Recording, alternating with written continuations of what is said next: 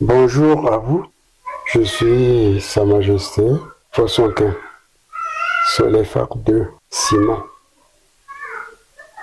17e chef ayant trôné dans ce village.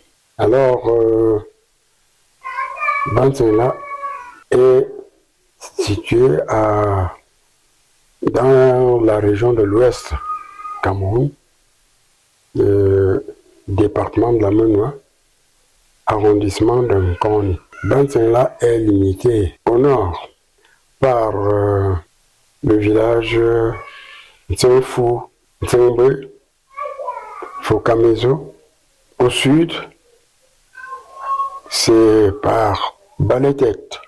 À l'ouest, par le village Fonakeke dans le groupement Photo.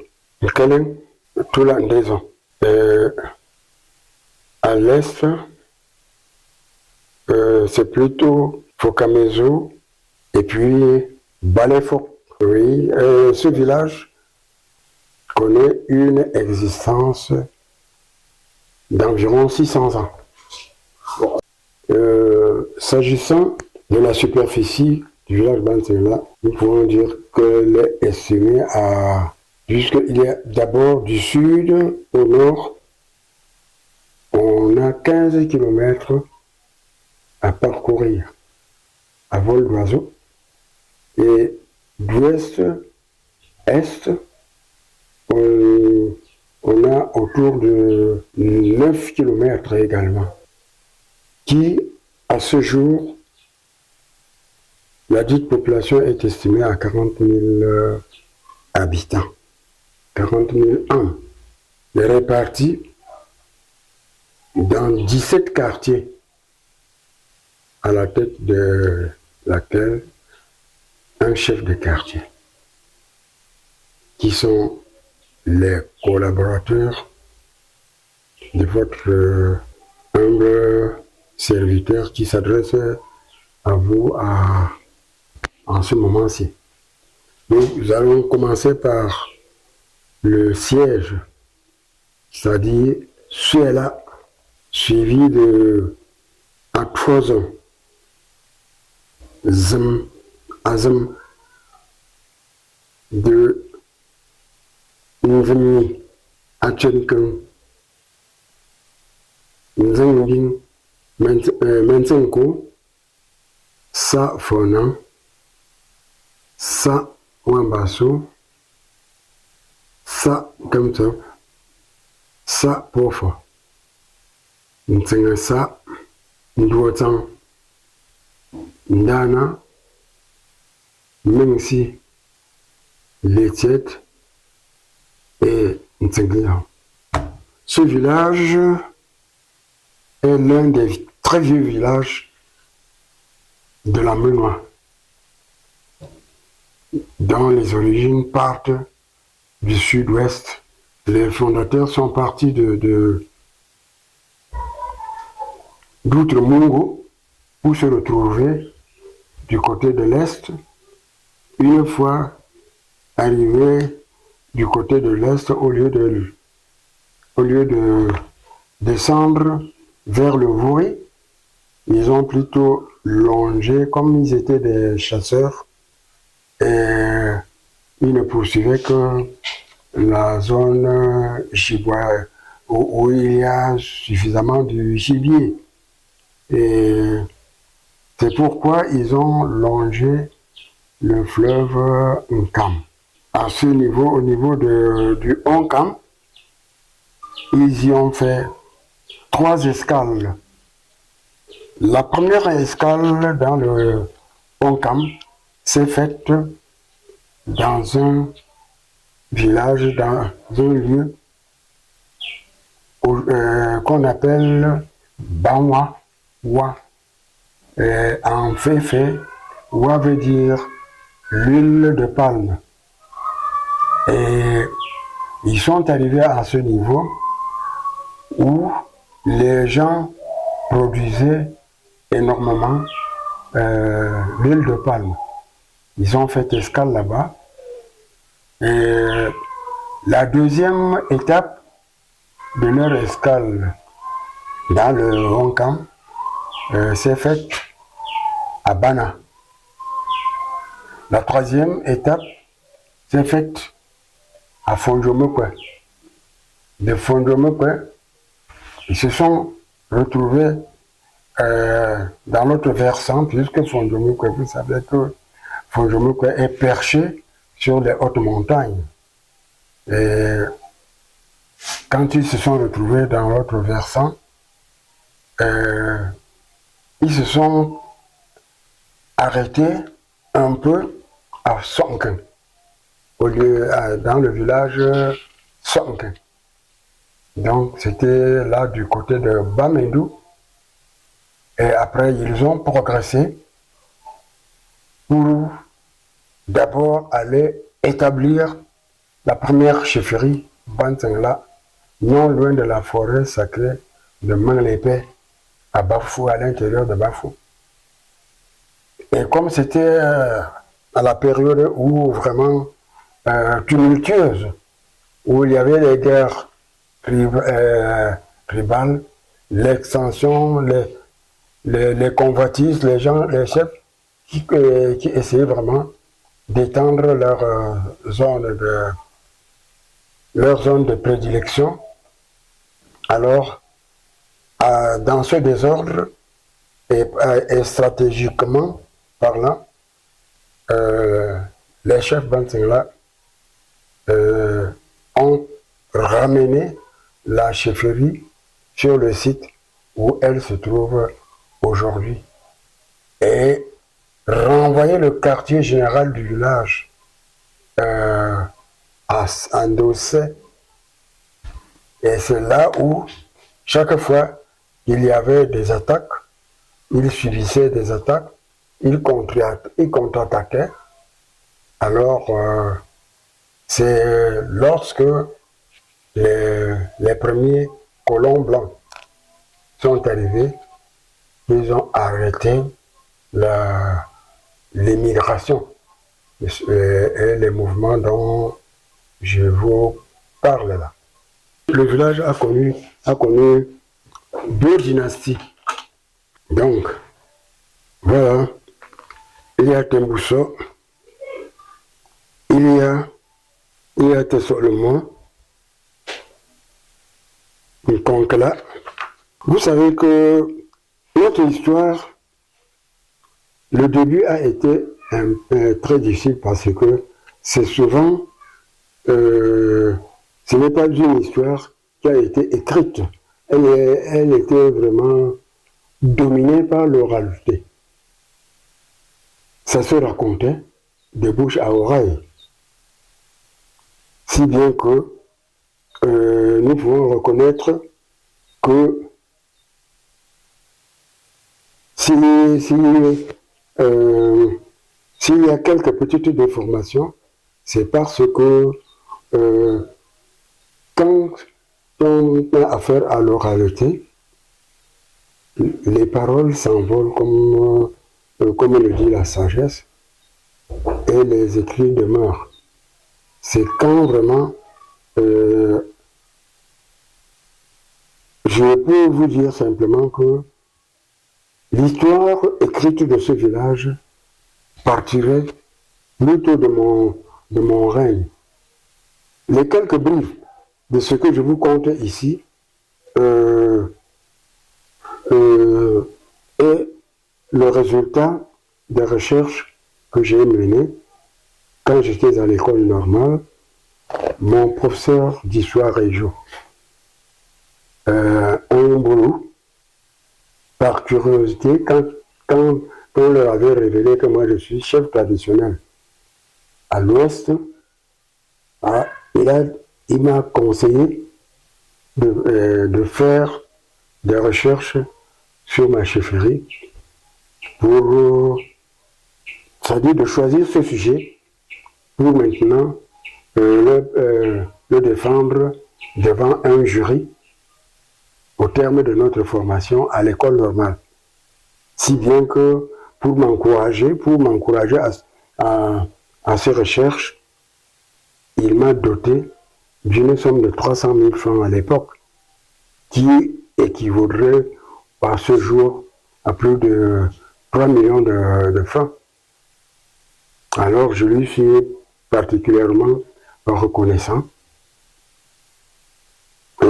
C'est pourquoi... Est-ce qu'on connaît son nom?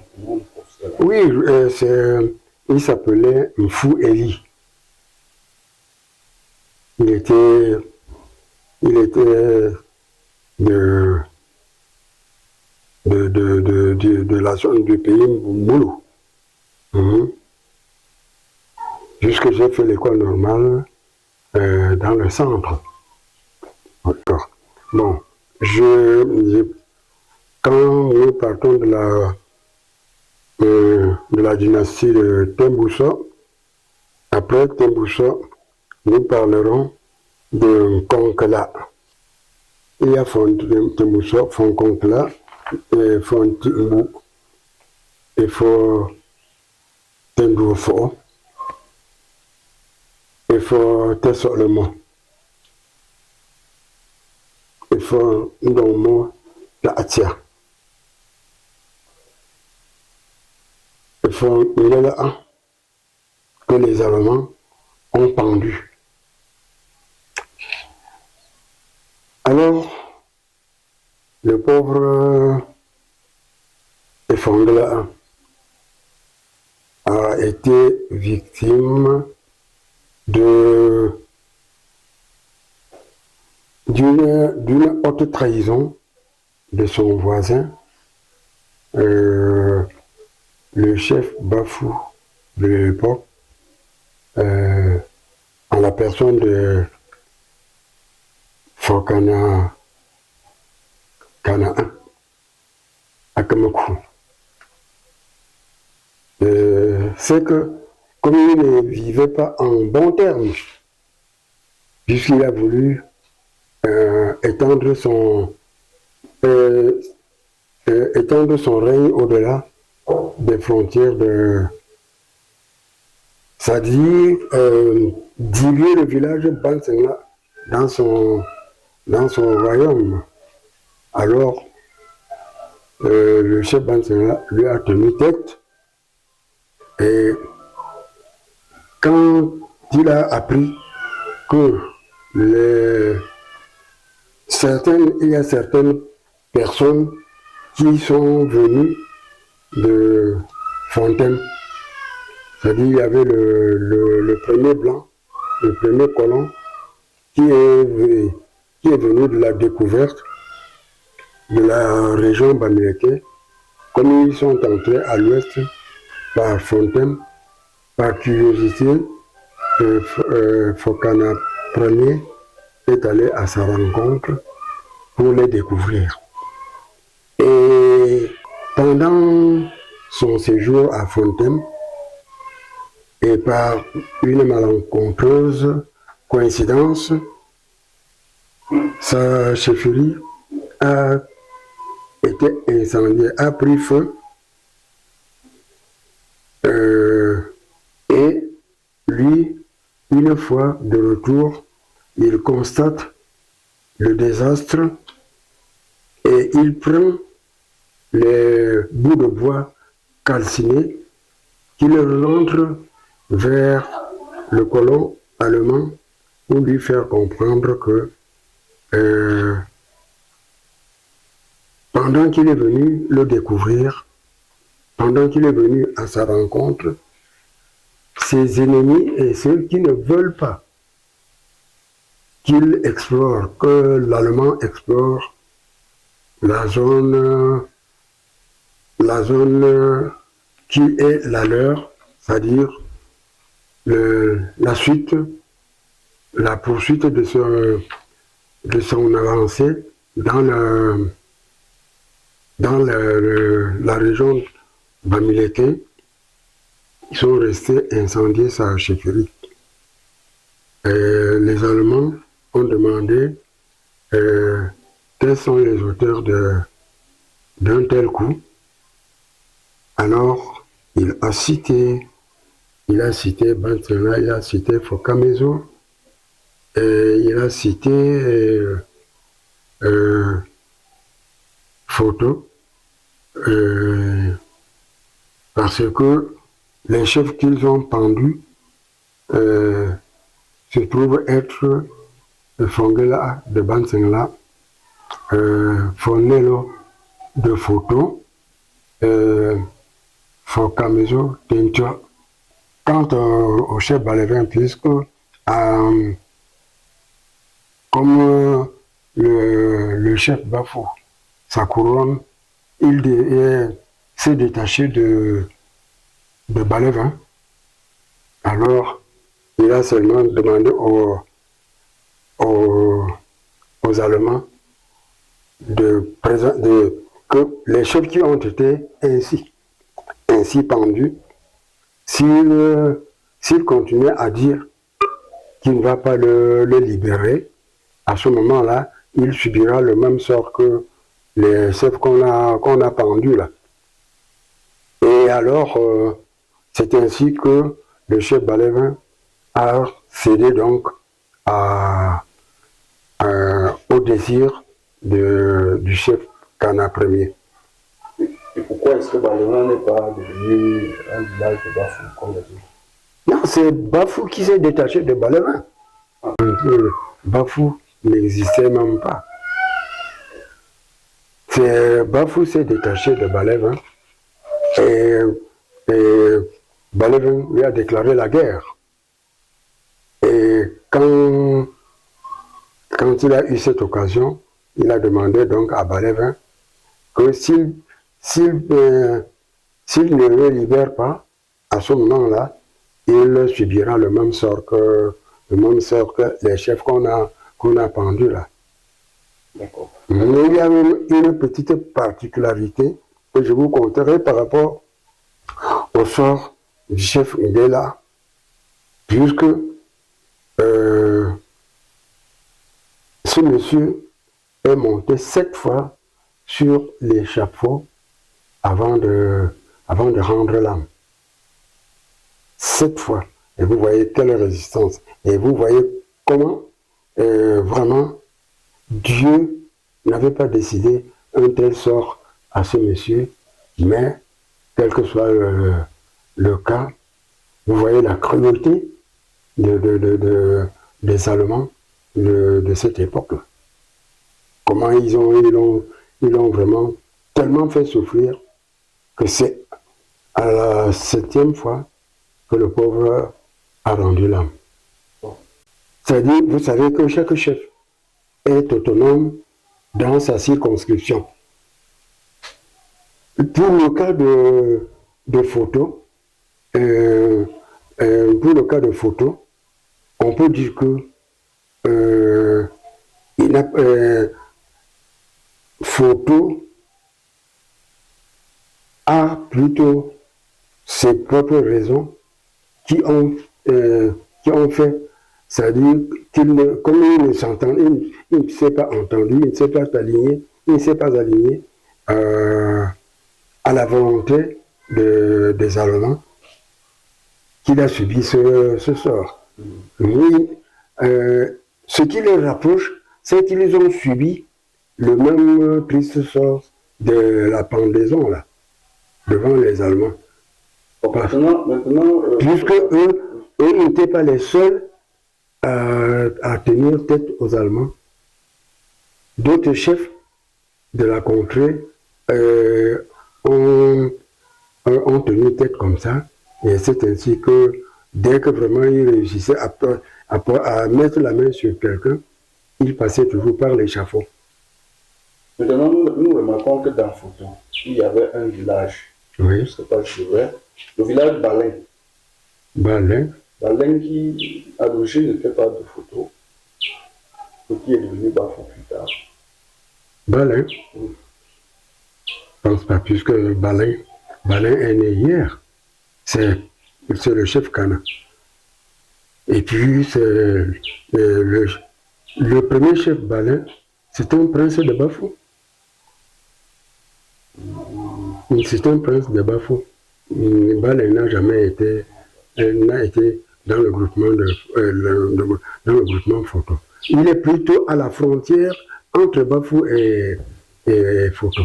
on peut sortir de ce volet. J'ai encore une question. Oui. Ça veut dire qu'à l'origine, si Bafou n'existait pas, ça veut dire que le village Bantséga oui. Tiré de les pères. Oui. Ils étaient tous dans le nord, bien. Donc c'est le village voisin. Non, tout au contraire, Balevin s'est détaché de Fokamezo et Bafou s'est détaché de Balevin. Puisque Fokamezo et Balevin sont venus également du sud-ouest, mais en descendant de Moguli pour aller s'établir en Zengmezo. Voilà comment. Et puis, Bantengla, ça dit, quand Bantengla est arrivé là, ils ont, avec Fokamezo, ils se sont partagés cette zone où nos villages se situent. Bon, je dirais, comment est-ce que Bantengla est passé maintenant, est tombé entre les mains de Bafou, dans le groupement Bafou à l'heure actuelle, puisque dans le groupement Bafou, Bantengla et Fokamezo n'ont pas le même statut que les chefferies que le chef Bafou lui-même a créé. Alors, donc, l'administrateur colonial allemand, ayant constaté le vaste territoire de Bantengla, il a vu que c'était un vaste territoire et il n'y avait pas de chef là-bas. Il s'est demandé qu'est-ce qui s'est passé pour que vraiment ce vaste territoire n'ait pas de chef. Et on lui a rapporté ce qui est arrivé au chef titulaire de ce village. Parce que, après la pendaison de Ngela, c'était la débandade totale à Bantengla. Les occupants, les ressortissants de ce village qui étaient installés là-bas se sont réfugiés dans d'autres villages voisins, côté Bamendou, un peu partout. C'est ainsi que pendant la construction de la route qui devait mener jusqu'au poste colonial de Bana, que les Allemands se sont rendus compte de l'étendue du village Bantengla et ont demandé pourquoi ça. On leur a relaté ce dont je viens de vous parler et il a dit que non, il faut qu'on retrouve un fils, un prince de ce village pour qu'il regroupe la population et que cette chefferie ne s'éteigne pas. C'est ainsi qu'on a donc pris Mangafortengetem pour dont l'un des cadets du chef Ngela qu'on l'a installé comme chef à Bantengla. Et comment l'a-t-on installé? Lorsqu'on a fait appel à Mangafortengetem, on l'a conduit directement devant le colon allemand et lui, comme personne ne l'avait préparé auparavant, devant le colon allemand, lui-même s'est dit que mais, ce monsieur a pendu mon frère. Donc, c'est le même sort qu'on est en train de vouloir me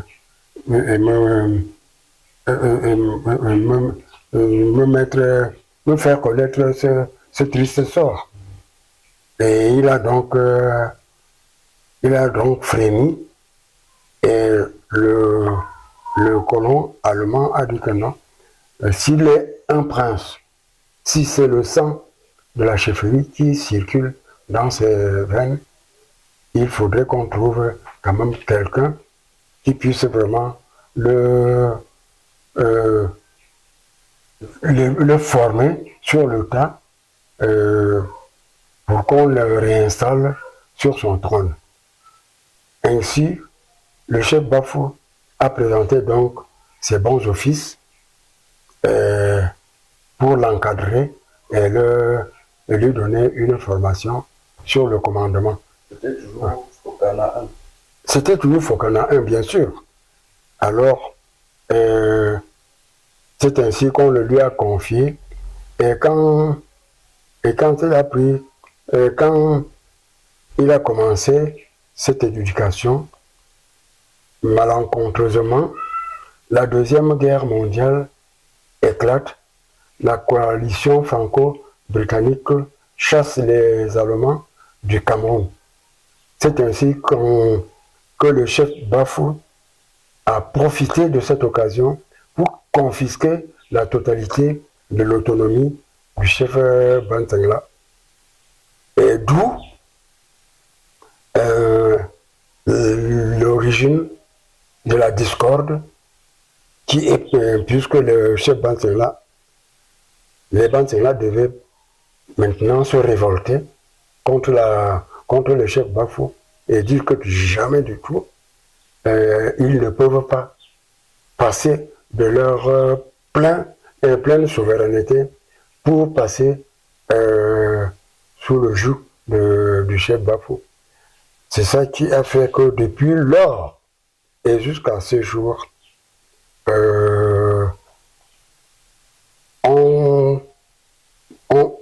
dans le bloc du groupement Bafou, Bantangla accepte, mais malgré lui, il dit administrativement, ils peuvent traiter, mais au plan traditionnel, pas question. Est-ce que durant la période où il n'y avait pas de chef sur le trône de Bantangla, Oui. est-ce que Bantangla a perdu certains de ses territoires? Ah oui. Le chef Canaan a pris la zone de Hagan. Toute la zone de Hagan. Et puis, à ce moment-là, tout ça, c'était les territoires de Bantangla que le chef Bafou, Kana Ier, a implanté ses propres princes pour confisquer. D'ailleurs, il avait même tendance à repousser et tendance à déplacer même le siège de la chefferie Bantangla jusqu'à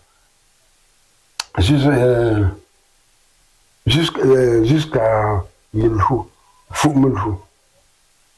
Mais le chef Bantangla lui a tenu tête. On nous parle d'une guerre qui s'est déclenchée entre la chefferie Bafou et Bantangla et qui a duré 9 ans. Et c'est pour ça que le chef Bafou ne pouvait que user la ruse pour faire Bantangla, pour faire passer le village de Bantangla dans le groupement Bafou. Et quand on entend par groupement, c'est un groupement des villages et non un groupement, un royaume unique. Bon. Maintenant, après le chef installé et formé par le chef Bafou, Oui. la lignée donc si je comprends bien, depuis le premier chef jusqu'à vous, Oui. actuellement, la lignée n'a jamais été rompue. Non, je dis, à partir de Mafortingouetem, c'est déjà la deuxième dynastie qui commence là. La deuxième dynastie, mais qui quand même porte le sang de l'ancienne dynastie. Tout à fait. Oui. Tout à fait. D'accord. Ok. Maintenant, après celui-ci, après celui qui a été formé, c'était qui Il y a Force Alpha Ier. Après Fossolfort premier, il y a l'ajout René, puisque c'était déjà le temps moderne. Oui, oui, oui. Est-ce que les années de règne sont répertoriées dans le livre? Non. Non. C'est plutôt à partir de Fossolfort 2 que je suis qu'on peut avoir le début et jusqu'à l'heure actuelle.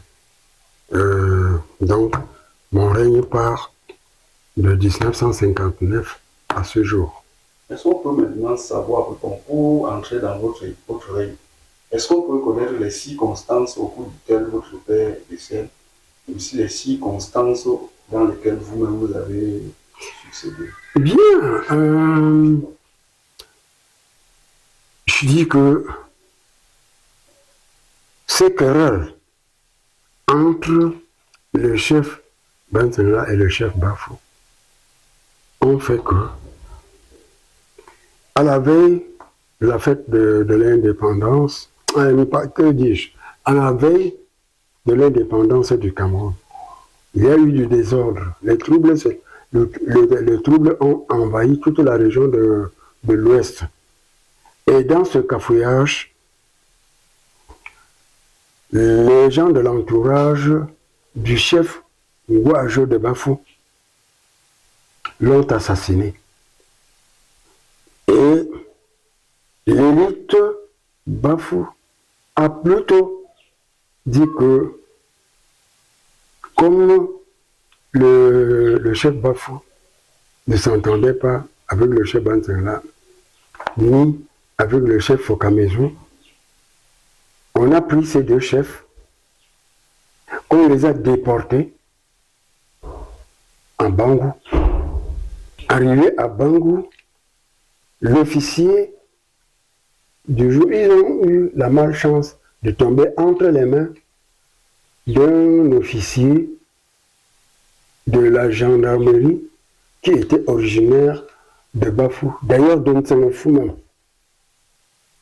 Dès qu'on les a débarqués, il a dit que c'est vous qui avez assassiné notre chef, n'est-ce pas? Votre sort est déjà entendu. C'est ainsi que ce monsieur a passé nos parents, c'est-à-dire le chef Fokamezo et le chef Bantangla, par les armes. Après les avoir correctement, copieusement torturés, et là où on les a fusillés, ils les ont forcés à creuser leur propre tombe, une fosse dans laquelle on les a ensevelis ensemble. Au lieu de donner leur tête dans la même direction, on les a croisés dans le trou avant de refermer. C'est ainsi que les deux pauvres ont péri.